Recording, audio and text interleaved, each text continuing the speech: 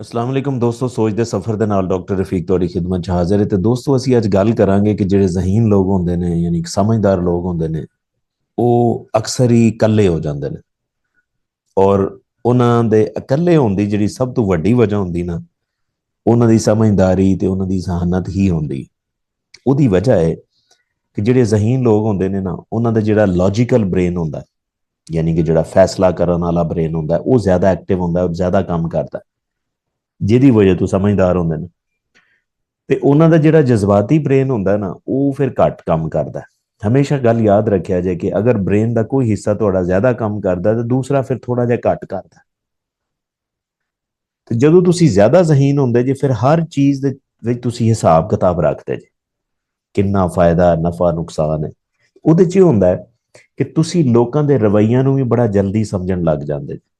ਯਾਨੀ ਕਿ ਅਗਰ ਕੋਈ ਤੁਹਾਡੇ ਨਾਲ ਚਲਾਕੀ ਕਰ ਰਿਹਾ ਨਾ, ਤੇ ਤੁਹਾਨੂੰ ਪਹਿਲੇ ਹੀ ਪਤਾ ਚੱਲ ਜਾਏਗਾ, ਫਿਰ ਉਹਦੇ ਤੋਂ ਤੁਹਾਨੂੰ ਨਫ਼ਰਤ ਹੋ ਜਾਏਗੀ। ਯਾਨੀ ਕਿ ਦੁਨੀਆ 'ਚ ਜ਼ਿਆਦਾ ਲੋਕ ਤੁਹਾਨੂੰ ਫਿਰ ਬੁਰੇ ਹੀ ਲੱਗਣੇ ਲੱਗ ਜਾਂਦੇ, ਫਿਰ ਤੁਸੀਂ ਇਕੱਲੇ ਹੋ ਜਾਂਦੇ, ਕਿਉਂਕਿ ਤੁਹਾਨੂੰ ਮਜ਼ਾ ਨਹੀਂ ਆਉਂਦਾ, ਕਿਉਂਕਿ ਤੁਸੀਂ ਜਲਦੀ ਉਸ ਇਨਸਾਨ ਨੂੰ ਸਮਝ ਲੈਂਦੇ ਜੇ, ਜਿਹੜੀ ਸਭ ਤੋਂ ਵੱਡੀ ਵਜ੍ਹਾ।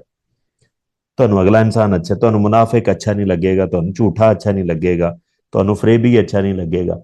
ਤੇ ਫਿਰ ਦੁਨੀਆ ਤਾਂ ਵੈਸੇ ਹੀ ਇਹਨਾਂ ਲੋਕਾਂ ਨਾਲ ਭਰੀ ਪਈ।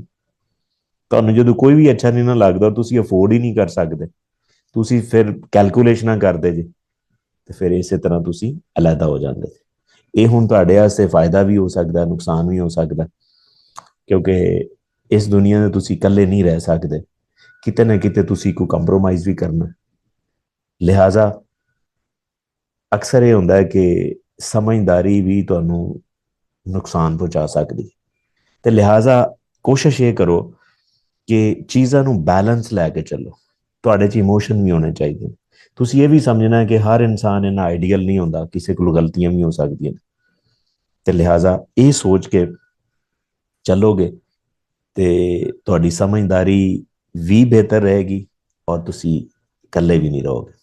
ਉਮੀਦ ਹੈ ਕਿ ਤੁਹਾਨੂੰ ਕਨਸੈਪਟ ਅੱਛਾ ਲੱਗਿਆ ਹੋਏਗਾ, ਲੇਕਿਨ ਫਿਰ ਵੀ ਅਗਰ ਤੁਹਾਡਾ ਕੋਈ ਕੁਐਸਚਨ ਹੈ ਤੇ ਕਮੈਂਟ ਸੈਕਸ਼ਨ ਜ਼ਰੂਰ ਦੱਸੋ, ਇਨਸ਼ਾਅੱਲਾ ਮੈਂ ਜਵਾਬ ਵੀ ਦਿਆਂਗਾ। ਹੋ ਸਕਿਆ ਤਾਂ ਵੀਡੀਓ ਵੀ ਬਣਾ ਦੇਗਾ। ਜਜ਼ਾਕ